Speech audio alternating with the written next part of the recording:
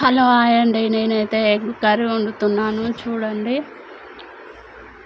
కారం, ఉప్పు, పసుపు వేసి అందులో వాటర్ వేసి కలిపి ఎగ్స్ వేసుకొని మంచిగా మిక్సీ చేసుకొని ఒక గిన్నెలో వాటర్ వేసుకొని కోడిగుడ్డు వేసిన బౌల్ని అందులో వాటర్లో పెట్టుకోవాలి.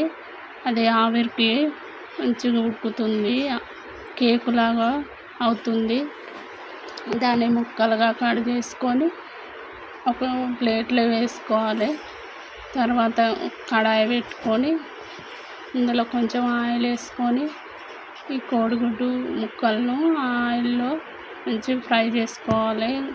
గోల్డ్ కలర్ వచ్చేంత వరకు మంచిగా ఫ్రై చేసుకోవాలండి.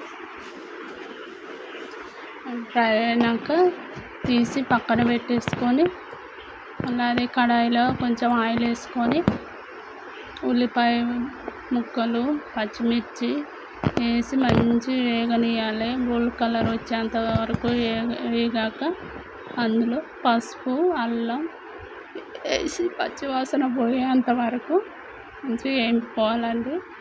అవి వేగాక ఈ ఫ్రై చేసుకున్న కోడిగుడ్డు ముక్కలు అందులో వేసి మళ్ళీ ఫ్రై చేయాలి.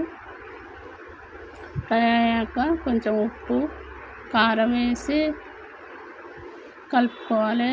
అవి వేగాక కొంచెం గరం మసాలా, కొత్తిమీర వేయాలండి.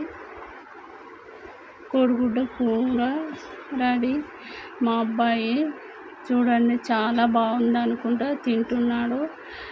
ఓకే బాయ్ అండి.